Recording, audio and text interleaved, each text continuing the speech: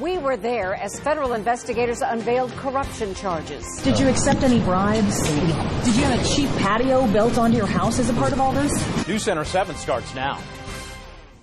4 men, including former politicians, now stand indicted as part of an investigation into corruption. And investigators say there could be more arrests. Good afternoon. I'm Cheryl McHenry. I'm James Brown. News Center 7 cut into programming to first break this story this morning.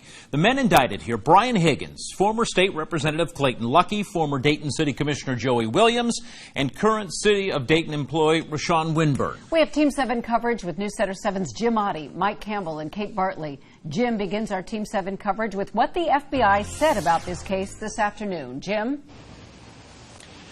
State and federal authorities unveiled the details of this corruption probe right here at the federal courthouse this afternoon. The men, the center of this investigation, those being targeted, their time in Dayton politics and in doing business here in Dayton, that all goes back decades. This ongoing investigation. U.S. Attorney Benjamin Glassman says the multi-year investigation is over, although this is just the beginning of the criminal indictments. We're here this afternoon to announce the first wave of charges arising out of a long-term investigation into suspected public corruption here in Dayton, Ohio. And here are the charges and the targets of this federal probe of corruption in Dayton city government. First, Joey Williams, a former city commission member, facing a charge of bribery as a government official. Rashawn Winburn, a current city employee and the Minority Business Assistance Center director, charged with wire fraud and public corruption. Clayton Luckey, a former state representative, his charge is conspiracy to commit mail and wire fraud. And finally, Brian Higgins, a local business owner, charged with wire fraud. This has been a lengthy investigation using a variety of sophisticated investigative methods to uncover what appears to be a culture of corruption in Dayton area politics. This is not a victimless crime. I know that there's some cynics out there that say if it bleeds, it leads. Well, what's bleeding here is our trust in government. The victims of this crime are each and every citizen who pays their taxes, who follows the law. Prosecutors say each of the men charged could face many years in prison if they're convicted. And this is not the end of this. More charges could be coming. We've got multiple different people who are employees of the city of Dayton or former employees of the city of Dayton, elected officials or employees who, according to the allegations of the indictment, participated in corrupt schemes to defraud the citizens of good government. Back live here in downtown Dayton at the Federal Building here. As we mentioned earlier, this is far, far from over. Now, coming up later in the newscast, I'll show you how federal authorities now reaching out to you, average citizens all over the Mojave Valley, people who might have some additional information to help them in the next phase of this investigation. That's coming at 6. For now, live in Dayton, Jim Otte, News Center 7. All right, Jim, and despite federal investigators saying they found a culture of corruption in Dayton area government, this afternoon, Dayton city manager said the city was shocked with these indictments. The city said it has already hired an outside firm to review all of the processes involved in bidding contracts. News Center 7's Mike Campbell joins us live at City Hall. Mike, you have worked all day to track down city leaders, and in this afternoon's news conference, no sign whatsoever of Mayor Nan Whaley. Well, James, I did reach out to the mayor this morning, and then I checked with her legislative aide here at commission offices, was told that she was not scheduled to be in today. Now, I told you at noon that our questions had prompted city leaders to decide to make a statement about what they're doing. And this afternoon, in a wide-ranging news conference, the city manager told us that behind these doors and inside this building, Dayton leaders did not know about the federal investigation. I'm as shocked about this as others are at this point. Dayton City Manager Shelley Dickstein says the arrest by federal agents of Rashawn Winburn, who was escorted to the Dayton Federal Building, and the charges involving former City Commissioner Joey Williams took them by surprise. And the charges of corruption and fraud involving them and 2 other men unleashed a wave of emotions. There is anger, there's frustration, there is abject sadness. The charges involving a former commissioner and former school board member Clayton Luckey had Dayton residents shaking their heads, too. Surprise you? Yes, it really did, especially after Clayton Luckey got in trouble before, and now Joey Williams. City officials reacted swiftly, placing their only current employee charged, Rashawn Winburn, on an unpaid administrative leave. And they say they're reaching out to federal investigators for more information. We asked if they knew whether any more city employees or leaders had been interviewed by investigators. I don't have any knowledge about others being questioned by the FBI. A federal prosecutor says more people are likely to be charged in connection to this case, but the city manager didn't like his characterization of politics in Dayton, Ohio as a, quote, culture of corruption. I would wholeheartedly disagree that there is a culture. I believe that there are individuals who sometimes make bad decisions, and we will deal with that. The city manager says in addition to hiring that outside law firm that will review the Human Relations Council where Rashawn Winburn worked, they are also reviewing every contract that's scheduled to come before commissioners to make sure it's not related to this incident. Now stay with us next hour because we are working to bring you comments from a Dayton contractor about the frustration he feels learning about potential corruption in Dayton city contracts. For now, reporting live in downtown Dayton, Mike Campbell, News Center 7. News Center 7 had a camera outside the federal building in downtown Dayton as Joey Williams left following his initial court appearance. Coming up at 5:30, Walt Williams' attorney told News Center 7's Kate Bartley, plus the other reactions she got from attorneys for the other men indicted. And as you heard a minute ago from the U.S. attorney, there could be more people charged as part of this investigation. As this case moves forward, News Center 7 will stay on top of new developments, and we will let you know when there are any new indictments. We have much more Team 7 coverage on our free WHIO News app. There we take a closer look at who these 4 suspects are and what we know about them. Plus, you can get the latest updates any time of day whenever we learn new information. And News Center 7 is on scene. Breaking news. This is in Washington Township. I want to give you a live look right now. This is in the area of Far Hills Avenue. Investigators told our crew on scene they got called about the smell of gas. There was a small gas leak at a nearby Shell gas station. Now, this is right there where Dorothy Lane Market is, in that large outdoor shopping area there in Washington Township. Now, this involves about 15 gallons at the most, according to crews there on scene. Crews have contained it in a creek. The EPA is on the way to that scene to investigate. We will keep checking back there. And News Center 7 is working to learn new information in a quadruple murder investigation. Today, a dive team with the Bureau of Criminal Investigation searched this pond behind a Westchester Township apartment complex where the 4 people died. Now, this comes as police said they have not arrested a suspect, but said they do have a person of interest. News Center 7's John Bedell just got the victims' names. John is looking at what led up to the shooting Sunday night, and he will join us at 5:30. The former soccer coach who had a sexual relationship with a teenage player was found guilty on many more charges this afternoon. Today, Justin Smith agreed to a plea deal with prosecutors.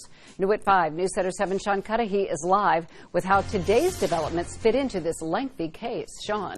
Cheryl, Justin Smith already knows he'll have to spend 12 years in prison. He could now be facing more time after telling a judge today he's guilty on 20 more charges. While my actions in this case are deplorable, I do anything to take them back. But I know that I can't. That was the former soccer coach back in January when a judge told him he'd have to spend more than a decade in prison for having a sexual relationship with a 14-year-old girl he coached. But even as Justin Smith learned that punishment, News Center 7 reported he was in even more trouble, facing 41 more charges, including charges related to child porn. Smith was first indicted in May 2018 and stood trial in October, but on Halloween, he ran off just minutes after taking the stand in his own defense.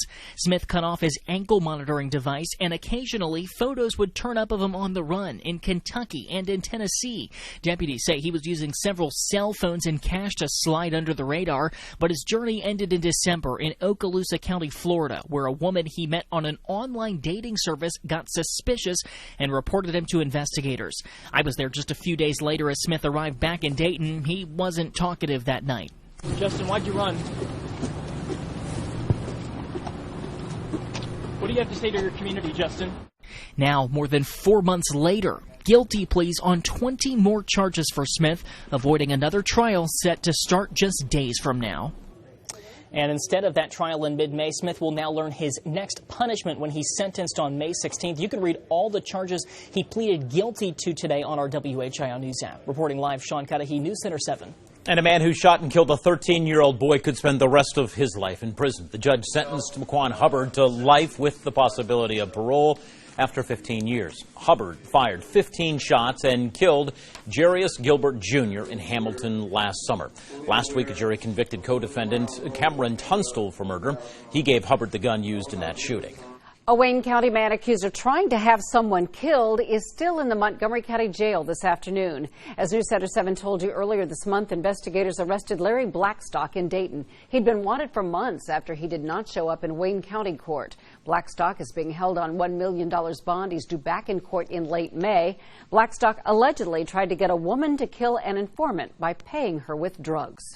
And troopers keep searching for the driver involved in a crash, but then just kept on going in Greene County. We first worked this story as breaking news last night at 11. News Center 7's Kayla Corvell has a description of the vehicle and what happened to other people involved in this crash. In one of the cars involved in the crash, there were 2 adults and a 3-year-old child. They're now all recovering with minor injuries here at Greene Memorial Hospital. Very fortunate they had their seatbelts on. They could have been easily ejected out of this crash. The child was in a child restraint, which significantly made the injuries almost nothing for the infant. This is the vehicle the 3 people were in on US 35 at Stringtown Road in New Jasper Township when they collided with another vehicle. One of them went off the right side of the roadway, which time it went down an embankment. Flipped, overturned several times. The driver of the second vehicle involved in the crash drove away. But a person who saw the crash had a good description of the car involved. Newer model, white, 4-door type vehicle, possibly a Chevy Cruze.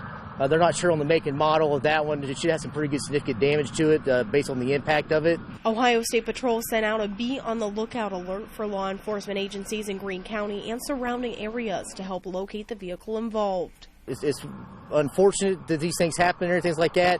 But if you're involved in it, you need to stop and stick around so the appropriate responsibility can be awarded to you. Need to be awarded to. Troopers say if you have any information, you're asked to contact the Ohio State Patrol. In Xenia, Kayla Corvell, News Center 7. Kayla has been investigating the problem with unsolved hit-and-run crashes across the Miami Valley for the I-Team, and coming your way at 5:30. Hear why police have such a hard time catching those drivers. News Center 7 looks closer at a teacher who hosted poker parties and let students use his hot tub. New this afternoon, we get a better idea of the timeline of when this happened and then why it took 5 years for this teacher to lose his teaching license this month. The threat for severe weather returns not only Wednesday but into Thursday. I'm going to track the threat for those thunderstorms and when they move in coming up.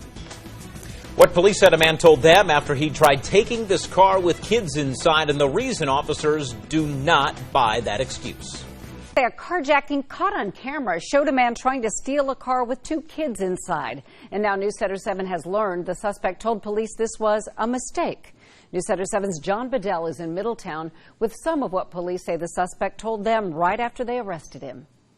A Middletown police report WHIO obtained about a carjacking incident here at Atrium Medical Center shows the suspect responded to police by saying, quote, "My mistake," when they asked him about what happened, but officers say it was no mistake. It was criminal. This security video shows the moment Middletown police say Dalveer Singh took off from Atrium Medical Center. Officers said he just snagged a running car with 2 kids inside.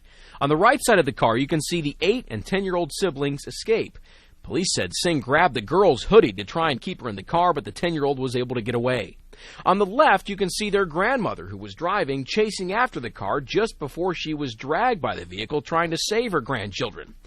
Police said she had gotten out to help her daughter out of the car and into the emergency room here at Atrium. Officers said Singh jumped in 10 seconds later. Aside from claiming the whole thing was, quote, his mistake, the Middletown police report also says Singh admitted to officers he knew there were 2 kids in the car and that he tried to keep Grandma from opening the car door before he sped away. Police said when they asked Singh how he got the car, he said, quote, "I take it." He's now facing felony charges, including kidnapping, grand theft, and assault.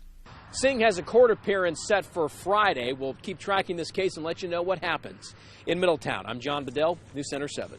News Center 7 has new information this afternoon on a deadly crash. Logan Clark of the Middletown area died when a semi hit him early this morning at State Route 123 in Lebanon. And troopers said Clark was not in a car at the time of this crash. They have not released any other information. The FBI said technical problems all last week at Cleveland Hopkins International Airport was linked to a ransomware attack. Agents said they found the ransomware on the airport's network, but the city did not consider making any payments. Last week, city leaders denied that any unauthorized personnel accessed the system. A city official said the city was asked to respond to an email address for more information, but the city did not respond. And Dayton police working an investigation trying to figure out who cashed fraud checks through a church's account. The checks added up to almost $2,200. PNC Bank caught the error and put the money back in Mount Olive Church of God's bank account. A fire at a vacant home in Dayton is under investigation this afternoon. Neighbors noticed flames coming from the back of the house here on Fountain Avenue this morning. Firefighters tell us the property is being remodeled. The fire was contained to the first floor. There's no word yet on how much it will cost to fix the damage. A 6-state effort focused on distracted driving found drivers broke the law more than 1,600 times. As part of the week-long initiative, Ohio troopers wrote more than 270 tickets. Investigators said distracted driving includes any non-driving activity, including messing around with the radio or texting. Lots of clouds around today and chilly, too. Yes, I did not leave the house without the jacket. So, right, you needed it. Yes. Yeah, it wasn't just the temperature, but the wind out there just took the temperature and made it feel so much cooler. And the fact of the matter is we're just on the north side of a warm front that's to our south. If you see down into northern Kentucky what the temperature is, you'll be quite jealous. We do tap into the warmer air tomorrow, but it also brings about the chances for some thunderstorms. And I'm going to take you through that forecast hour by hour. Live Doppler 7 radar, you can see we are coming up mainly dry in our region. We do have a few spotty showers crossing through Mercer and Auglaize County, but there are also clouds beginning to break to the south and west. So some late day sunshine perhaps down towards Butler, Warren, and Clinton counties before that cloud cover begins to fill back in. A lot of thunderstorm activity off to northwestern Indiana that continues to move towards Michigan. This is the same storm system that brings about the threat for strong, if not severe weather for Wednesday and Thursday. Take a look at what's happening in Missouri, Arkansas, Oklahoma. We have a number of tornado warnings and severe thunderstorm warnings. While we do see the potential for severe weather, the tornadic threat is not something we are anticipating.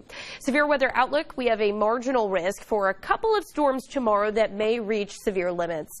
That is also the type of risk we have for us on Thursday, where the entire viewing area has to be on the lookout for the threat that one or two storms may become strong enough that we prompt a severe thunderstorm warning. Damaging winds, flooding, and hail are going to be the main concern with those storms over the next 48 hours.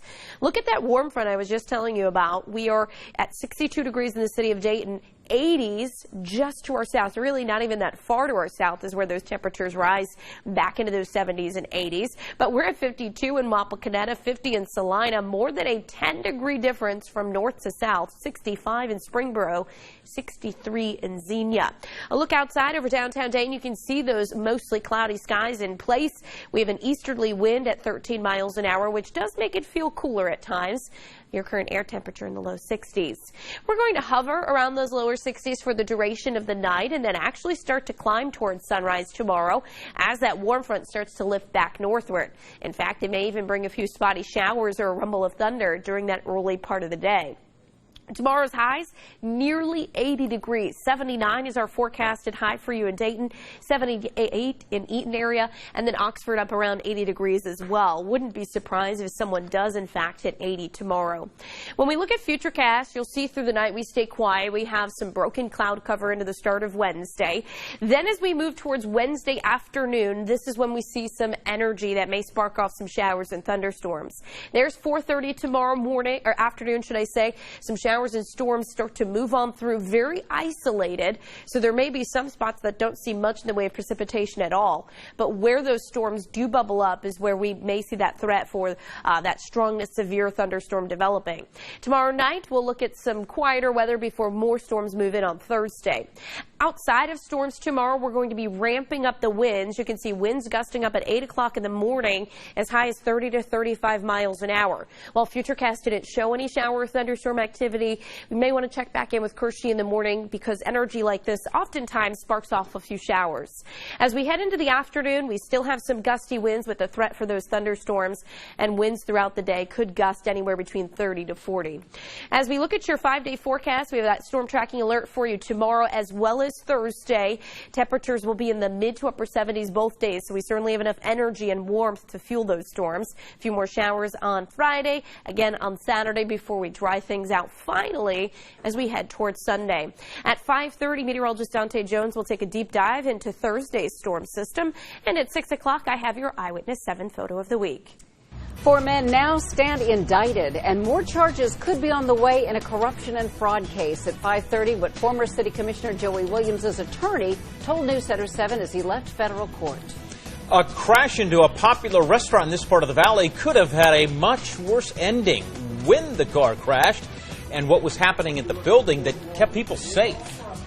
And right now, Dayton has part of a street closed, so crews can replace a water main right here. Until Friday, people living near Lakeview Avenue are going to have to deal with this construction. News Center 7's Gabrielle Enright went to find out why crews are so busy. Now that the weather is finally warming up, a lot of projects like this one in Dayton are underway. Work crews are digging up part of Lakeview Avenue. They're installing a new water main. Roy Davis lives nearby. And if they jumping on it to fix it, great. Thanks. That's all I needed to know. According to statistics, January and February are the most common months for water main breaks. In past years, hundreds of water main breaks were reported in the Miami Valley during those 2 months. Investigators say often the reason for the breaks is a temperature change. The ground will shift, then that causes old cast iron mains to break. During past conversations with Dayton City officials, I learned the city had a plan to repair and replace its aging water pipe infrastructure. Workers had plans to repair some pipes and replace others as quickly as money and weather would allow. Roy Davis says those who ride the bus will be more inconvenienced by this than he will. As long as they're fixing it, I never really ask too much questions. Weather permitting, this project on Lakeview Avenue is expected to wrap up Friday. These projects have closed down a lot of roads. For more information on anything you need to know that could affect your commute, go to WHIO.com and click on the traffic tab. In Dayton, Gabrielle Enright, News Center 7. In the last 3 years, hit-and-run drivers have killed more than a dozen people, and those drivers are still out there. The I-Team went to find out why it's so hard to solve these cases. State investigators looking for evidence in this pond in connection to a homicide where 4 members of the same family were found dead. What one neighbor says, he watched them pull out of the water. That could be a key piece of evidence.